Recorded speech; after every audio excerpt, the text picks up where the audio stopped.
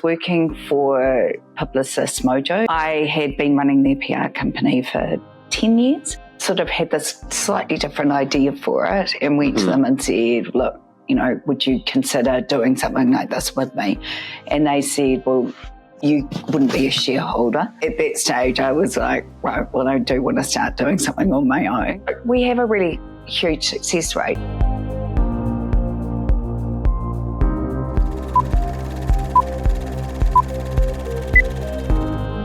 Hello and welcome to another episode of Ways to Wealth. Today I am joined by Jacqui.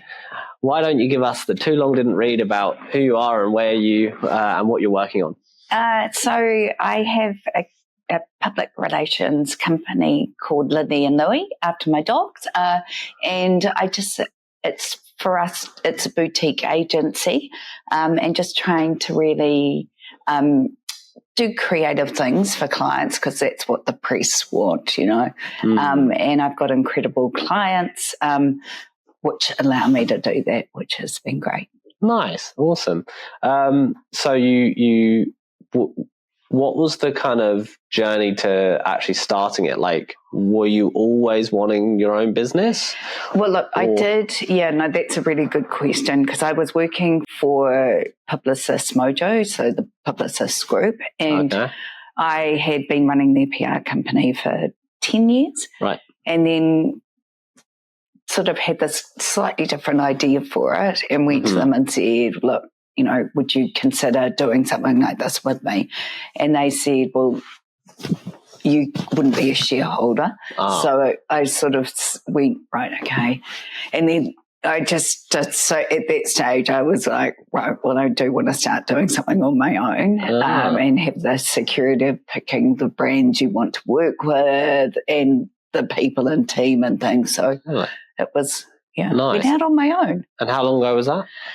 About 18 years ago. Oh my gosh. Yeah, so that's good. That's really impressive. I mean, having a business for 18 years is not a trivial task. No, and it is hard because, you know, we went through things like COVID and all your key clients were suddenly, you know, freaking out.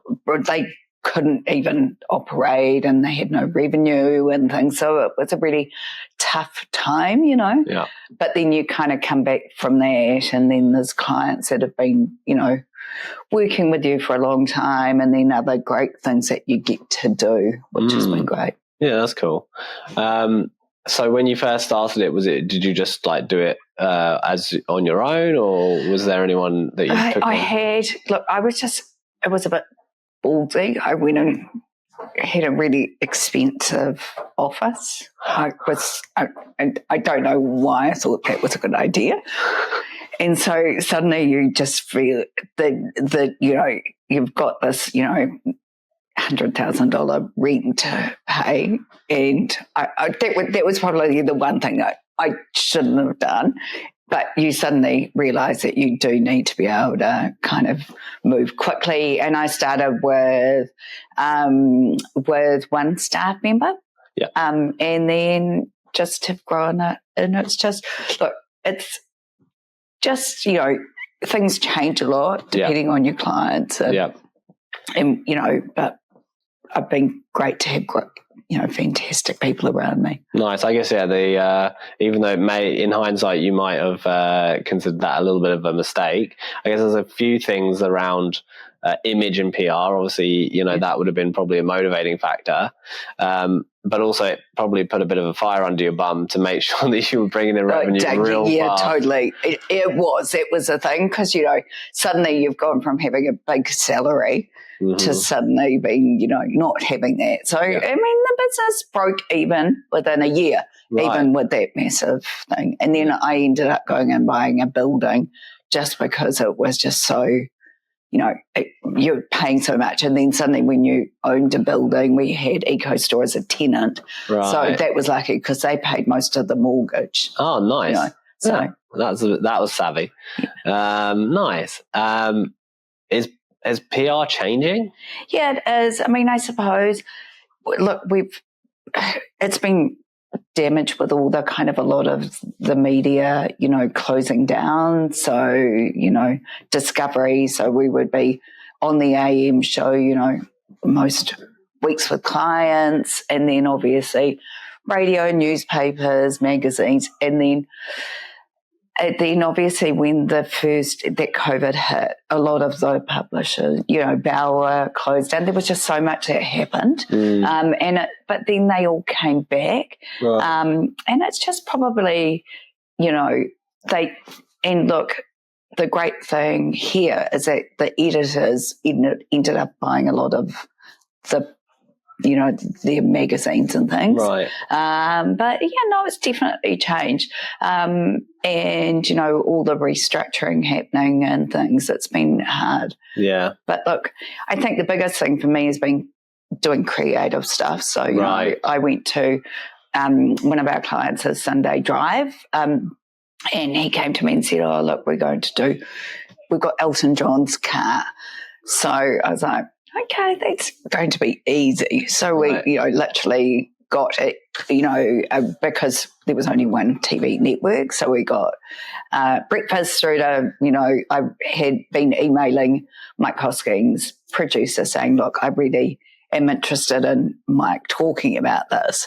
And then kind of followed up, and I did it like at 6 a.m, knowing that was the time that they would be checking things. And then that day, it was on, and Mike talks about it for 22 minutes and things. So that's been incredible. So that sort of stuff, I've been blessed with great things to do. And then I had Trish Peng, and she was really young when she came to work with me as a client. And so I just went to her and I said, look, if you're going to go to Fashion Week, you have to do something really different. So I said, look, I Google things, and I want to do the world's longest train.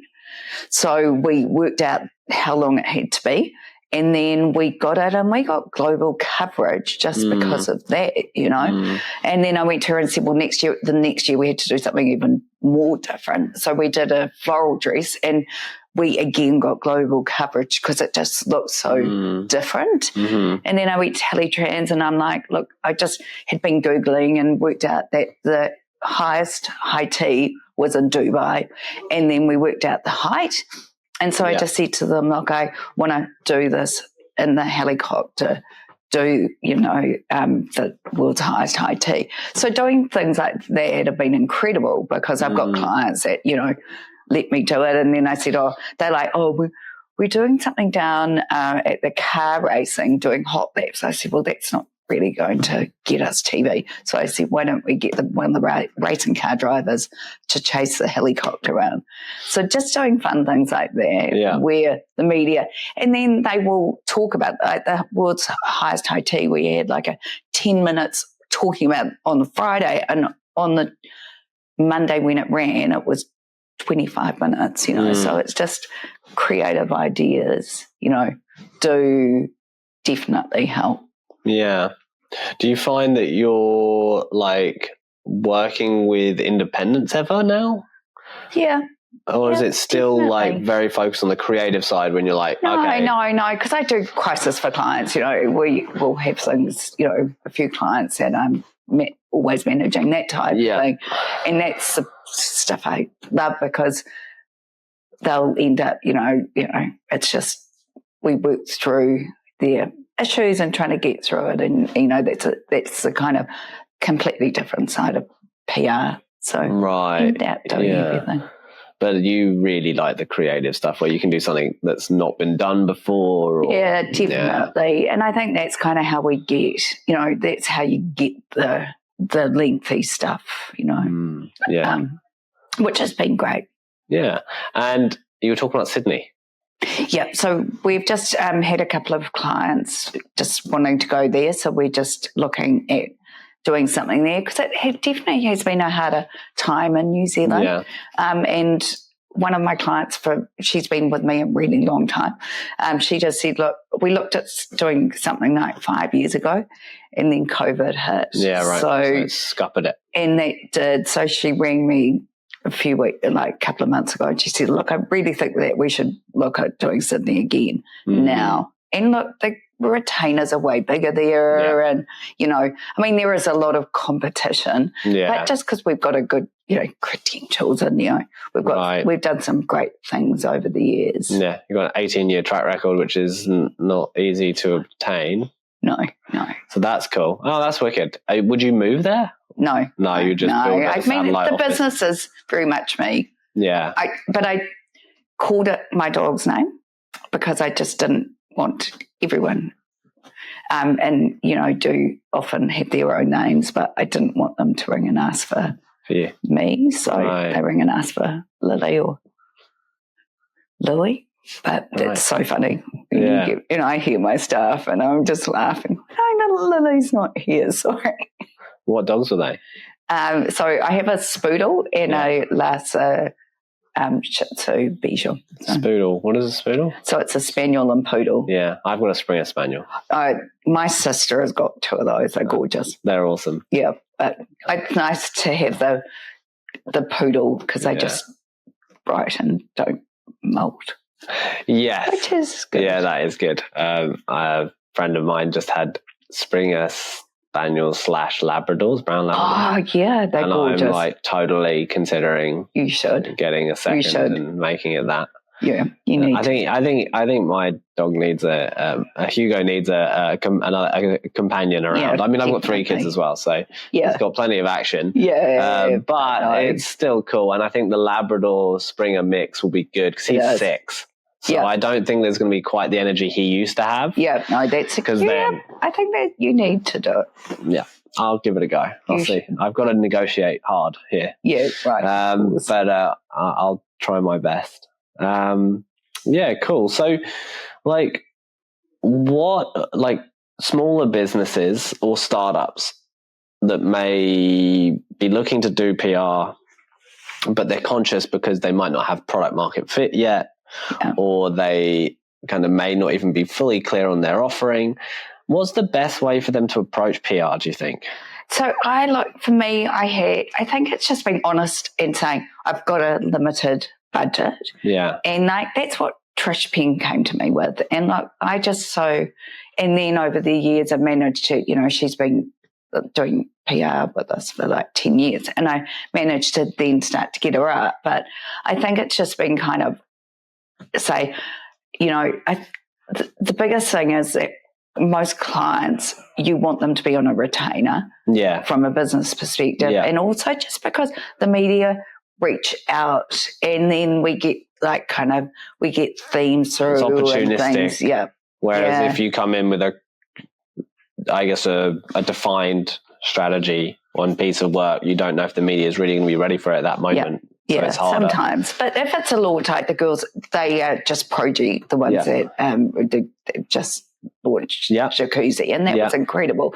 And I've done work for them over the years, you know, and so we have done stuff for Elmo's. We had them on TV for just truffle season and things like that. So look, I've done a lot with them, and then they just reached out and said, look, we're doing the new. Well, it actually wasn't. I reached out to them and said, you need to do this restaurant. And they were really worried about it being kind of SPQR. So that's when they chose to kind of have a different name. Right. And it's just been really the right thing because it had such big press, you know. Yeah. And look, if all of our press has been kind of had all that element still, but everyone's seen the positive side of it. Yeah, right. Which has been great. And they're young and dynamic and, you know, they're really good at, you know, how they approach things. And it's just, they've got a fresh approach. Nice. Yeah, that's cool. What would you say, like, when you, because especially with the Sydney expansion, what would you say, like, your ideal situation would be like for 5 years from now? Well, I think it is probably the biggest thing for me is making sure that we're working with the great clients. I mean, if they can be trans-Tasman, it's good because you get kind of 2 hits of the revenue. But so we, you know, I suspect that we will the Sydney office will start sending things here.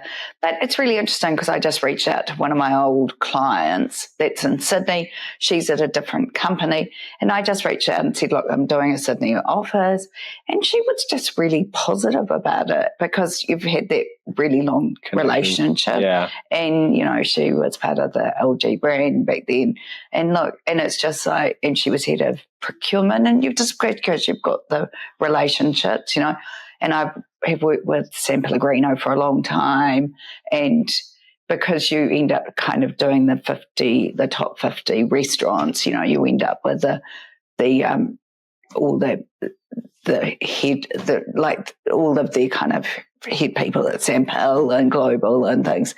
So you end up, again, we've just always done things differently for them because it's the same bottle, you know. It was just being creative about. Yeah. Do you think it's good to be niche down for your client? Like, is there similarities, you know, across No. In Australia, yes, right. Everyone will specialise in something, and it's really funny when you hear talking to people overseas. But look, here it's great because I can pick up the phone to anyone. I can email any of the producers, and it's just, look, it's really good because you've got the experience across all, you know. I've done so much property stuff over the years, and look, I still have continued to, and I can now, you know, like Anne Gibson, who's the editor of the Herald, you know, she's been great to work with, and you know, when you've got relationships for so long, it just makes it, you know. Yeah, totally. Are there specific topics and innovations that you think the media are really hungry for at the moment? Themes and topics and maybe sectors? Look, at the moment, I mean, with the girls, hospitality has been so negative, but because they are so successful and so young, they are really, you know, they are really newsworthy and they're great people. Yeah. But, you know, and Trish was the same. She was really young when she came to me. But I think here cars have, again, been having a tough time, but no, no particular. No, not really. Like, well, you're talking about the individuals behind the brands as well in a big way, right? Yeah. And because I have dealt with big corporates as well, you know. Yeah, but do you think that, like, especially in that, well, how much does obviously having an individual brand ambassador or a face of the brand can really be helpful? Yeah, definitely. And you would advise around trying to create that and nurture that? And so many of the car brands do, and I've worked on cars for so long, you know, in property for so long, but obviously not property, you wouldn't need a person, but for cars, they definitely, you know, will have faces. Yeah. And then, you know, I know a lot of the kind of the other brands, like, you know, beauty brands and things like that, they have huge success from having those, like, international faces. International faces are helpful. Yeah. I just often think about, you know, like, you made the decision not to name your company after you. It's that kind of dynamic of, you don't want to be a bottleneck or kind of key person that kind of dictates everything, but also it can be helpful because of that human touch. I think people often resonate with the face or the name or the voice. Yeah, definitely. And look, it's really interesting for us if we have a big intern program, and we will always have them in the brainstorms and things like that, because they just, you know, they often will kind of, you know, think a bit differently. So it's great. Yeah, that's cool. How big is the team total? So we're 8. Okay. And with the younger people you're bringing in, the internship program, I guess you end up probably, the ideal situation is maybe you hire? Yeah, most of them we have, like, in the actually now, we as long as we have a position. Yeah. Yeah. As long as there's a valid business case for it, you try to. Are they bringing new looks and new ideas around PR and is that changing your offerings? I have anyone that works at my office, they get trained because we are a small team. We all sit together, and they listen and will be around kind of, obviously if I'm talking to me, I go into a separate room, but apart from that, we will often be talking together about kind of, and then if we're not getting traction with clients, we always kind of catch up every day as a team, because it's really important to say, okay, well, we're struggling with this client. And would that be like struggling to get them placed? And yeah. And it's like we have a really huge success rate. So when it doesn't happen, and with media you have to give people leads, and you get newspaper lead or TV or so we give people leads, or if there's a good idea, then it just becomes a news story and you get it through everything. And what can a company do to help improve that success rate? Because obviously they influence it too, right? Like by obviously having newsworthy stuff, but I think someone it's having someone that is kind of lets us go and do creativity. We've worked with a couple of brands that were really we had huge success, and they just didn't understand because the marketing person was new to PR. And so it's really interesting that they don't, so I suppose I have to make sure that the staff kind of get told that, you're doing a great job, because, you do get clients that are more difficult. And is it because sometimes they don't understand it is. I think the metrics? Anyone that knows PR and the metrics and things, then they celebrate, the success, and that's then that's why I turned around and I said to them, look, don't worry, because there are some clients that they don't have the understanding of PR. Right. So, it's... And you would really highly differentiate it from your marketing, right? Yeah. Because it's a different thing. And the objectives should be different. Yeah. Because I rarely, as a PR activity, going to get you acquisition. Yeah. It's mainly brand awareness. Yeah. And staying in the conscious or the unconscious of your potential client. It is. And is it about speaking to your ideal customer, you think, through the PR? Yeah, I definitely suggest doing some groups as well, and doing some quantitative research, because research is a key thing for us. Because that way all the news happens. They just love statistics. So the clients, or no, the press. Press. Yeah, so we encourage clients to do that as well. Yeah, nice. That's cool.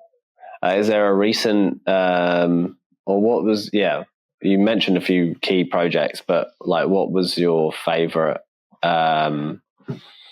event that really kind of captured what you wanted? No, you mentioned a few, and that maybe one of those is the one. Yeah, I think I've done things. I mean, definitely that World's Highest IT for Hilly Trans. I mean, that was incredible. It was visually beautiful, and the woman that was running the South Island branch, it was so funny because she said, "Oh, it might not be a really perfect day." I said, "Look, you don't tell the AM show you can't, you can't put them off because it's not perfect." And, when they don't understand those things. Yeah. But I love that. And doing Elton John's car, I mean, I've always been passionate about cars. My father was, so I think it's really fun when you get to do those sort of things. And then having younger clients, like the Pain Girls. Yeah. And they are great because they just kind of, they have, I just made a few suggestions for the business, and that's been really great, because that's how we've got the news because of just doing things a little bit differently. Yeah, nice. Okay, and when you normally reach out, like, is it a reactive kind of environment, and is that where you actually do believe that the retainers are good because you're going to get inbound rather than having to do outbound? Well, look, look, retainers are good from that perspective, but you end up having clients that will be just a project, right? And look, but the biggest issue is that media is up to 2 months ahead. And no one kind of realises that. So they don't give you enough lead time. Right. Okay. Yeah, that's good to know. So will you, when you go to Sydney, or with Sydney, are you thinking of having like someone that also is like an equity owner in the business to kind of be on the ground? She was my client. That's the client. So she'll go into the business. Yeah. Which is she'll great. be on the ground. And she's got all the contacts, whereas I don't. So right. Nice. So she's got the network, you're going to bring the experience and the infrastructure. Yeah. And then basically that's kind of great for you because you get to expand, but also not be the key person. Yeah. Which is, and look, I've just lived in New Zealand a long time. And look, I enjoy it here, and it's, I love Sydney. You have no interest in moving to Sydney. No. But I love it that I can go, have more reason to go there. Yeah. Which is great. Yeah. Yeah, that makes sense. I mean, yeah, okay, I can get that. I mean, I've been here 12 years. I like it. Yeah. That's cool. What about people getting into PR? Yeah, what does that look like these days? Yeah, so it's really interesting because I think you should intern somewhere. And when you intern, you learn so much. And because we've got the structure that, they will sit there and they just learn, and they'll be doing basic kind of media lists and report stuff. And then with us, we will get them to include it in brainstorms and things like that. But you don't get paid, but it's really good on your CV. And everyone that's interned for us, if we can, they'd be offered a job. But if not, they end up with, because they've done it, it looks really good on their CV. Yeah, it's good to get practical experience. Yeah, it is. Because I often get people reaching out post doing their education. But really it should be during. Yeah, and I do, that's the one thing that I differentiates people. And I will say, well, look, I'm hiring from someone that's done work experience. They're first on my list because of they've given to me. Right. And they've taken some initiative when they didn't need to necessarily be doing it. So I did have one person that my staff told me I was allowed to hire. So really? I was like, I felt like she's really good. No. Well, at least you listened to them. Yeah. That was cool. That's nice. Because like you say, I mean, I've never actually had that specifically happen with us where people, maybe. I don't know. I can't think of it. But yeah, I mean, you've got to listen to your team. Yeah. They have some insight around that, right? Yeah. How do you think, I mean, obviously we don't want to create more competition for you, but how do you think a good path is for people that are in the industry and they're looking to kind of be you in 20 years or 5 years? I think it's talking to someone like, I know there's a whole lot of, I'm friends with everyone in PR. Yeah, of course. So I think it's talking to people like me or the other kind of iconic PR people, Deborah Peed and those sort of people, because they, if it's, you have to start somewhere. And I suppose it is having a client or someone potential client that you can then go out and start with. And then do some good work with and have that shine. Yeah. And I had a couple of my staff go and set up their own business. And they, look, and now they're, employing other staff and they've done really well. So nice. And would you ever do like a management buyout situation where people... Yep, I definitely would like that. You would like that? Yep, I did talk to a friend of mine who is in advertising, global CEO of a big company, and I did say to him, look, how does that happen long term? Long term. Yeah. And he said, look, his daughter was in PR in London, and that's kind of just how they did structure, the best structure. And I think that's probably the best way. And I know Deborah's done, and they've bought. Everyone's bought in the business. So. I think definitely as well, like going forward, it's just something that I've talked a lot about with business owners around, and kind of from the lens of, I guess in some ways, small and medium enterprises in New Zealand are quite cost effective. They're cheap. They're actually you're not getting as high a valuation as you might do somewhere else in the world. No, you're right. And it's for two reasons. Obviously, one is probably scale, but two is often... revenue, like everything in Sydney, your retainers are huge. Yeah. And you've got the same staff cost, so.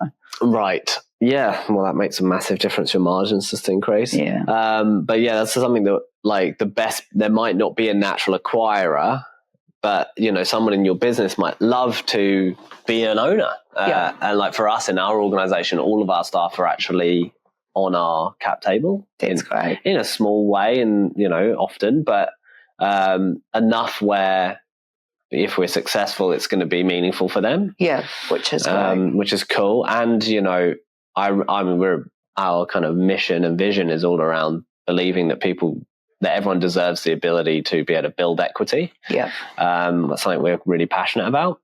It's a great thing. So, yeah, it's kind of cool to bring your staff along the journey because it helps with culture, I think, doesn't it? And I think it's a good pathway that I don't think a lot of people have really thought about until now. It's starting to become a thing that it's on their mind more, and it's probably because there aren't natural acquirers. Yeah, no, you're right. And because New Zealand is so small that most of the global companies have already bought the major ones that they wanted to get into to then get access. Yeah, that's interesting. So you talked about, would you say that the PR game is... What percentage is networking and building good relationships versus creativity? It's a very interesting question because they're both really key, But network, I suppose it's, when I went to the opening of my client's place on Wednesday, it was interesting because I had invited all the media that I've dealt with, and that was great because, you will go and chat, just talk to them, which is great. And then I was talking to someone, networking with someone I'd never met before, and she just said to me, oh, look, I really want to talk to you because you've just done an incredible job of the girls of PR. So, and that's great because... and I knew who she works for, and it's a great brand, and so that it is a combination of everything. Yeah. And how creativity is key as well because giving people leads so that they because the media they won't pick it up if everyone gets it at the same time. Right. Yeah. Okay. So giving them like an advantage. Yeah. Yeah, so you get newspaper lead. Yeah, right. Okay, that's you cool. Get TV, you get radio. Mm-hmm, mm-hmm. And then, is it an apprenticeship model? Because you talked about the internship. Yeah, so they obviously will study and then they come in some year 1, some year 2, some year 3, and it's really good. And then we often will end up paying someone if they've been there a while, so they might come and work kind of a couple of days a week. And that's great because then they can earn while they're at uni. And we've had some, and they've ended up being full-time people. So nice. So for someone looking to get into PR, maybe they're actually... Are there any interesting examples of like people crossing over, like your client, ex-client? Yeah. Okay. Journalism is a big one. So because they're such great writers and, they're dealing with people, a lot of journalists do end up in PR. Right. Okay, cool. If you were to do it again, Okay, what lessons are you going to take from here to Sydney? So I suppose it's don't go and don't get a really expensive office to start. Yeah, so maybe do shared desks or something, which is a good thing. But you do have to look. We're lucky because we can use staff here as head hours until you actually need to be hiring. Yeah, which is easy. But I suppose it is. Yeah, just working through it all. Working hard, hustling, basically. It will be. Hustle and keep your costs as low as possible. Yeah, it is, definitely. And then obviously it's opening once you have that first client. So like having a lead client. Yeah, so I'm saying I'm opening in Sydney, but if I didn't have a client, then, obviously. Yeah, that's cool. Because you don't want the overheads until you have some certainty of product market fit. Or market, PR market, I don't know. Yeah, product market fit. That's cool. Oh, awesome. How selective are you with the brands? I just want things that you get to, that people, that need PR. They have someone senior so if it's a big corporate, that the senior person will be part of our meetings, because it's really key to discuss the business with the decision maker. Yeah, it is. Yeah. So you don't really want to be kind of dealing with non-decision makers if you can help it, because then that increases the risk. So we're dealing with marketing managers, but often you kind of maybe want to make sure the GM's occasionally in meetings, just so that they can, you bounce ideas off, and we do the regular work in progresses and things like that. Yeah, and so just making sure that someone like that is there, because you just learn so much from those decision makers in the business. For sure. Yeah, that makes total sense. Cool. And I'm very structured, so. Oh, you are? Yeah, you have to be. Nice. So with 8-week lead times with a lot of the media. Totally, yeah. That does take a lot of coordination. You're constantly just having to coordinate between everyone. Yeah. That's the thing. I wouldn't be good at that. Awesome. Well, thank you so much for coming on the pod. I really enjoyed it. Thank you for having me. No problem. And good luck with Sydney. I hope it goes tremendously for you. Yeah, thank you. It's just one of those things. I feel like it's the right thing. Cool. I love, I've been such a New Zealander. I don't want to walk away, but I get the best of both. Best of both. Yeah. You get to go to a different market while staying here, and that market's bigger. So, and I think it's really cool having someone that's like, wanting it as well. It is. Right? And she's been a client of mine for so long. And you get that buy-in. And because are you the sole shareholder? Yeah, so having a shareholder and then someone that's got that ownership mentality for you is going to, I think, be really interesting. Awesome. Well, I hope to hear that it goes really well.